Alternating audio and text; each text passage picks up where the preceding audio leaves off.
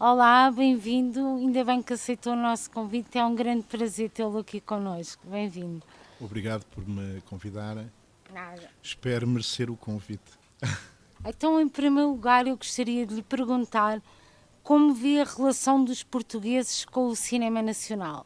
Eu acho que nós, os portugueses, tivemos sempre alguma dificuldade com a representação de nós próprios. E eu acho que o cinema é apenas a continuação dessa dificuldade. Não somos muito vocacionados nem para a autoanálise, nem para a autorreflexão. Também não somos muito vocacionados para a figuração exterior e também pouco de nós próprios. E penso que a questão do cinema tem que ser vista dentro do quadro dessa dificuldade de autofiguração. Talvez o próprio cinema ou os sistemas de figuração, estando eles próprios dentro deste quadro de dificuldade, também deem uma resposta que ela própria é difícil. Por outro lado, também na época em que vivemos, a figuração é difícil. Todos os sistemas atuais que levam a uma cada vez maior desmaterialização tendem para justamente criar uma figuração que não é muito ligada àquilo que está a ser figurado. Portanto, há aqui vários fatores que tornam difícil A relação com o cinema. a relação com o cinema português. O que pensa que os realizadores podem fazer para reconciliar o público português com o seu cinema? Eu acho que é difícil falar pelos outros, mas eu acho que toda a gente faz melhor que pode. Mas não sei se atualmente é uma época em que possa haver muita reconciliação. Ou seja, é uma época de irreconciliação. Não é fácil. Por isso não incentiva as pessoas a irem ao cinema, é isso? Nem há reconciliação. E portanto, eu acho que estamos numa época. O problema liga também com a pergunta anterior, que é o problema da figuração, da representação. E a questão que se põe é a questão da verdade da representação. Penso que em relação à sua pergunta da reconciliação se põe a mesma questão. É possível fazer conciliações ou conciliações com verdade, ou são falsas reconciliações que depois têm sempre consequências mais tarde de agravar o irreconciliável. Mas eu penso que também uma sociedade não pode ser só uma dinâmica de conciliável e irreconciliável, e talvez a arte tenha uma função, ou devesse ter, talvez tenha cada vez menos uma função de falar daquilo que é difícil de falar. E isso não é, talvez não seja o caminho da reconciliação. Talvez nós queiramos muitas vezes reconciliar-nos demasiado depressa e apagar aquilo que está em conflito. Mas quem sou eu? Não sei. É só. São perguntas muito profundas. É uma pergunta muito profunda. Os seus filmes são otimistas ou pessimistas? Ou ambas as coisas? Isto são tudo perguntas muito grandes. Ou seja, são perguntas que valem a pena. A Europa viveu muito tempo com uma ideia que era a ideia da salvação. Esta ideia é uma ideia tem quase 20 séculos. Mas depois essa ideia e essa história, a história da salvação, transformou-se na história da história da vida dos homens, na história política. Portanto, a questão do otimismo ou do pessimismo põe-se em relação a de que ideia de salvação, que ideia de paraíso é que nós estabelecemos para aquilo que pensamos. Por exemplo, estarmos aqui a falar é uma ideia de paraíso. E os meus filmes, sendo sobre situações de pessoas que se encontram em situações irreconciliáveis ou que não se conseguem conciliar, um filme é sempre uma tentativa otimista, no meu caso, de conciliação. Mas são personagens que não estão em paz. O otimismo talvez só possa ser encarado dentro do quadro de uma história da salvação, porque dentro da história humana apenas, não sei se me é permitido falar disso, mas vamos todos morrer, não é? Portanto, o otimismo sem a ideia de salvação transcendente não se consegue estabelecer dentro de um quadro de uma história apenas materialista, não é? Os seus filmes são deprimentes? Eu penso que, por exemplo, no meu caso, eu tenho um grande amor à beleza.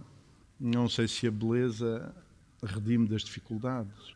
Disse recentemente numa entrevista ao Jornal Público que os seus filmes vêm dos sítios. Pensa que um hospital psiquiátrico pode ser um lugar inspirador? Estava justamente a dizer ao Nuno essa questão, ou seja, nós tivemos um desentendimento geográfico de como é que eu entraria dentro do hospital. Ok.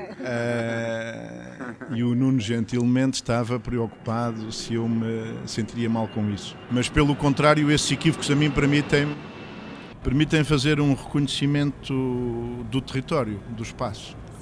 E portanto foi um bom equívoco ver a porta de entrada, dar a volta ao território, é uma espécie de quase de operação militar de reconhecimento do espaço. E estes espaços fechados a mim fascinam-me, porque uma pessoa quando está fora tem uma imaginação sobre o interior e que no meu caso posso dizer que talvez ela não seja muito justa em relação à ideia de sofrimento, porque eu a dar a volta o que pensei foi tantas árvores, não é? Que coisa maravilhosa. E são estas ideias um pouco superficiais, mas pensei que era bom entrar aqui e estar aqui, porque havia aqui muitas árvores. E que de certeza me ia sentir bem ao estar com pessoas e com árvores. Deixe-me só, a propósito do que está a dizer, não é nada superficial, é extremamente importante. Eu, infelizmente, já estive hospitalizada 2 vezes, agora não estou, e a grande diferença entre a primeira vez e a segunda é que a segunda estava num sítio que tinha árvores e que tinha verde, e foi completamente diferente o tipo de experiência, porque passei do que da primeira vez em que estava num ambiente fechado. Isso não é uma observação assim tão despropósito. Foi de facto o que eu senti. Aliás, liga-se à ideia da beleza ser um meio de salvação, não é? Eu penso que sim. Para mim, por exemplo, estarmos aqui e cada pessoa, nota-se que cada pessoa está a ter os seus pensamentos, que ninguém está dominado pela televisão ou pela internet. E as pessoas estarem, como é que é dizer, de livre vontade numa varanda entre as árvores. Esperemos que isto dure, não é? São coisas... Porque eu acho que esta ideia de conhecimento ligado a uma ideia de consumo destrói tudo, não é? O conhecimento ligado ao consumo, para que é que são as árvores, para que é que são as varandas, para que é que são...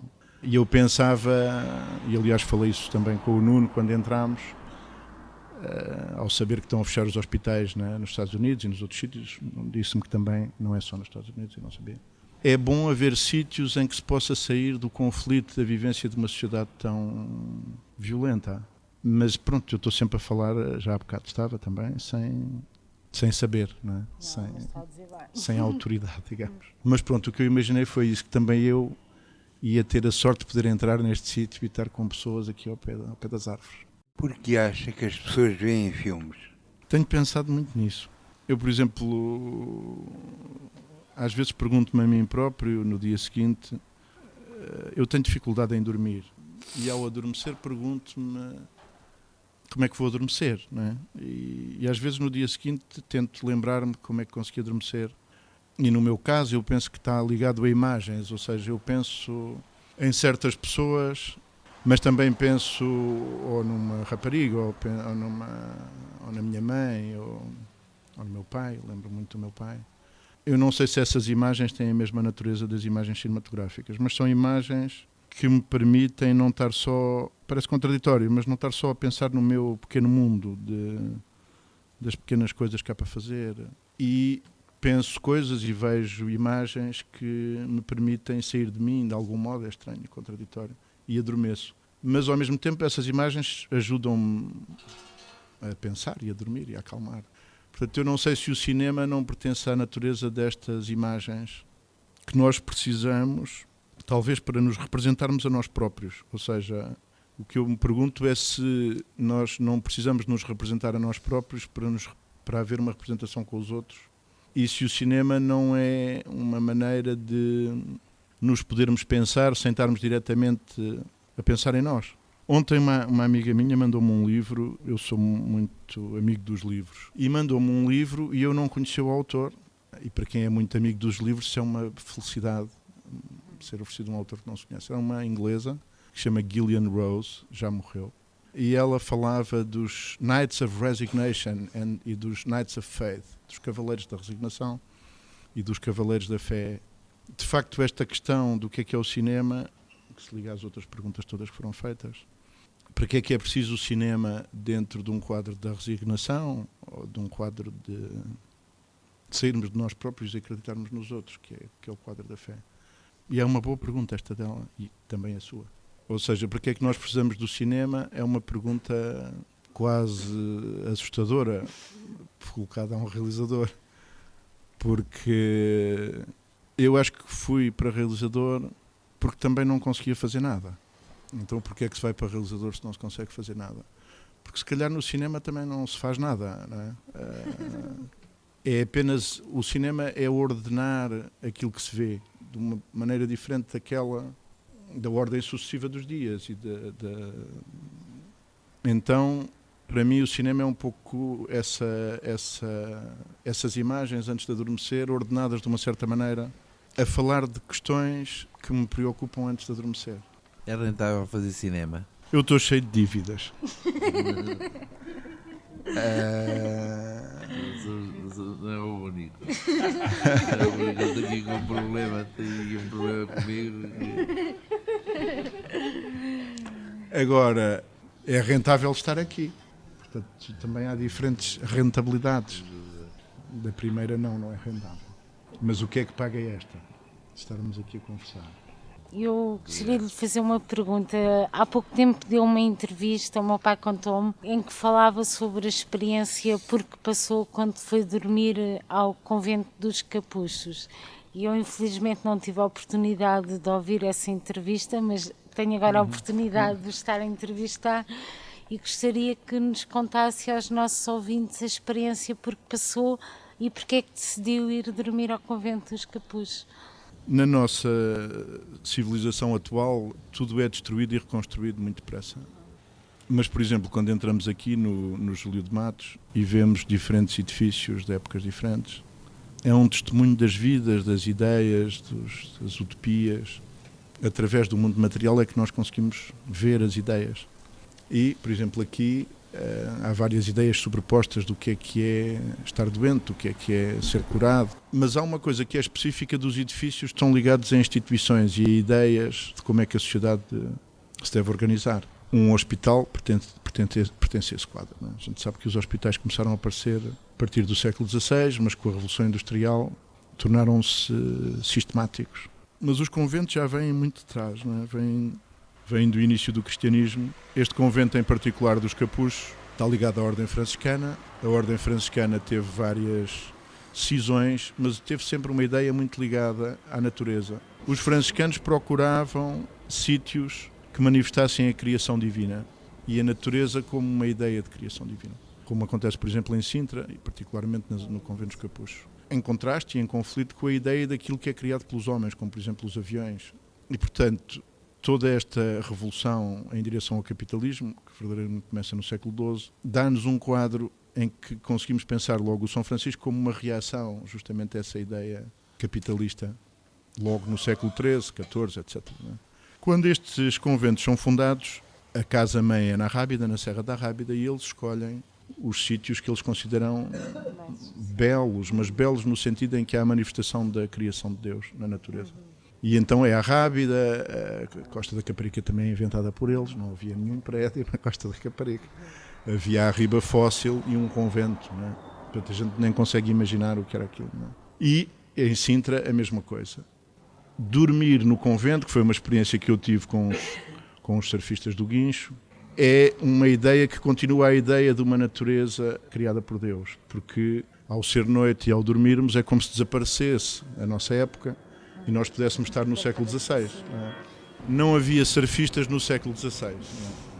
Portanto, são contradições poéticas que criam explosões de sentido, ou seja, estar a dormir com os surfistas num convento do século XVI, ser surfista e sentir-nos monges, sentir através das paredes e da ambiência todo esse passado, toda essa vivência que ainda estava nos pregos e nos riscos na parede. Mas eu quero dizer que para mim não é uma emoção diferente ou menor desta de entrar no Júlio de Matos e de percorrer estes caminhos e de entrar nos corredores, que é este mistério enorme do que é as formas de vida, as diferentes formas de vida. Não é?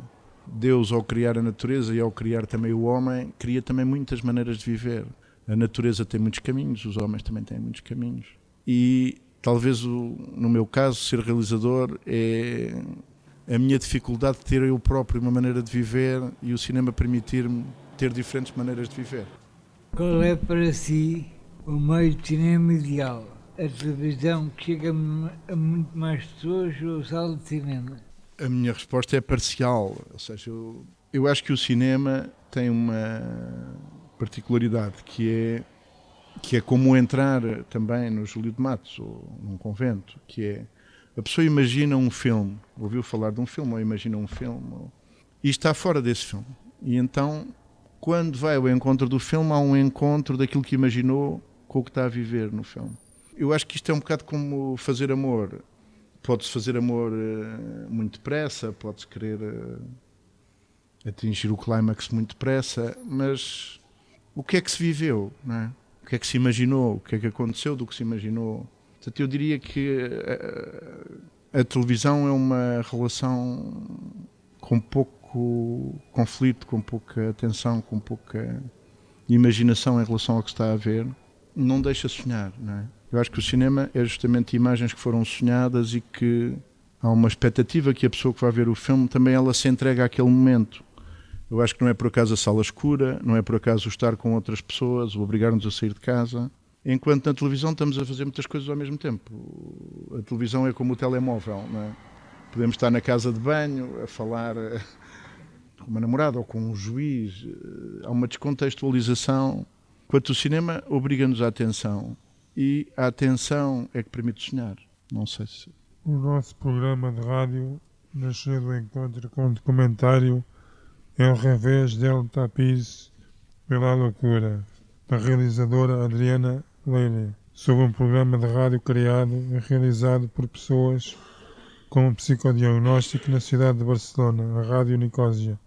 O Joaquim Sapinho também já realizou cinema documental. Pensa que o cinema documental ou o cinema em geral podem contribuir para mudar as mentalidades e o mundo? Eu penso que sim. Eu acho que para que fazer o que quer que seja se não for para mudar o mundo, não é? Eu ouço muitas pessoas a dizerem que não fazem cinema para mudar o mundo ou que não fazem isto ou aquilo para mudar o mundo, mas mesmo tendo que ceder aos aviões, as pessoas tentam mudar o mundo, não é? É evidente que não é por a pessoa dizer que quer mudar o mundo que muda o mundo. Nem o programa em si de mudar o mundo melhora o mundo, mas a pessoa está viva, estamos vivos, não vale a pena estarmos a fazer saltos, não é? Para que fazer as coisas a não ser para mudar o mundo? Não. É preciso ter uma sensibilidade especial para realizar cinema? Eu sempre tive uma sensação da luz e do espaço e da presença das pessoas anormal. Anormal no sentido em que, em vez de estar dentro das situações, muitas vezes via as situações como se estivesse fora das situações.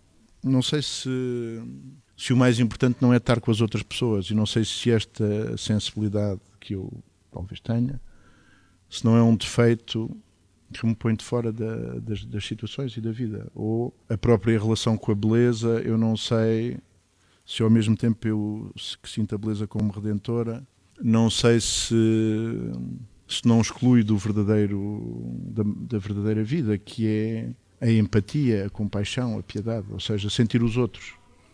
Não sei se a beleza não é ao mesmo tempo uma maldição. O que mais impressionou da vida dos surfistas? O que mais me impressionou foi a disciplina, a austeridade, a seriedade. Visto fora ou visto pelos mídias, parece uma profissão de leviandade e de superficialidade. Mas são pessoas que estão no mar 9 horas por dia, levantam-se e vão para o mar.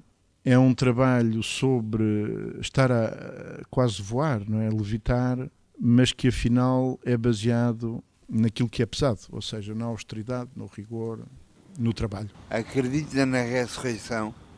O filme chama-se Deste Lado da Ressurreição. Eu não consigo falar de Deus, nem sei. Agora, há pessoas que precisam de Deus. As pessoas que não precisam, como talvez seja o meu caso, dá-me a impressão que estão piores do que as que precisam. Portanto, eu diria que não acredito na ressurreição no sentido em que eu estou errado. Devia acreditar. Gostava de acreditar. Precisava de acreditar. Não acredita na vida depois da morte, então? Não acredito, mas acho que isso é um defeito meu e não uma grande capacidade intelectual ou rigor científico. Não, acho que eu não acredito na vida depois da morte, Mas é porque sou estúpido. Eu acredito. Mas também sou estúpida. Exato. Eu acho que, a propósito do que estava a dizer, fez-me lembrar que eu acho que realmente há pessoas que precisam mais de Deus, há outras que não, mas também há umas pessoas que não referiu, que são as pessoas que já sentiram Deus presente na sua vida, de alguma maneira, que já passaram por uma experiência que as deixou com a certeza de que Deus existe, e isso não foi referido. Mas pronto, isto não era uma pergunta, era uma observação. Mas voltando um bocadinho atrás, queria... Não, mas eu posso dizer que essas pessoas dão-me, por exemplo, a mim, dão-me confiança. Também eu poderei claro. ser salvo. Portanto, acho que tem toda a razão de... Voltando um bocadinho atrás, peço desculpa, estava a falar dos surfistas e daquilo que mais o impressionou. Eu gostaria de perguntar se ser surfista é uma filosofia de vida e em que se baseia essa filosofia de vida. Eu acho que é de facto uma filosofia de vida que tem como primeira característica a ruptura com a sociedade e com as formas de vida da sociedade, e que por trás disso está uma dificuldade de viver em sociedade. A sociedade está organizada para ganhar dinheiro e para a rentabilidade, e os surfistas que eu conheci são tudo pessoas que não conseguem viver nessa sociedade. A maneira que têm de poder ter um nome, uma função, um sítio. No caso deles foi o surf. Peço desculpa, isso está-me a fazer lembrar que de alguma maneira se assemelham a nós. Para nós também é um pouco difícil a interação com a sociedade por causa da rejeição que existe, mesmo em termos profissionais. Se uma pessoa souber que a pessoa tem um psicodiagnóstico, não dá emprego, etc. E estava a pensar que se calhar modos de vida tão diferentes aproximam-nos, são coisas em que temos em comum. Tenho a certeza disso, que é, de facto, a ideia de forma de vida é uma maneira de cada um de nós procurar existir sem cair numa espécie de abismo. E a forma de vida dá-nos uma forma de viver. Portanto, eu diria que cada um de nós consegue ou não encontrar essa forma de vida que se adequa à sua dificuldade de integrar a sociedade. Nós encontramos na rádio de alguma maneira. Exatamente, ou a fazer filmes. Exato. Não a fazer filmes não, mas na rádio sim. Não, Sim. ou a surfar. Ou...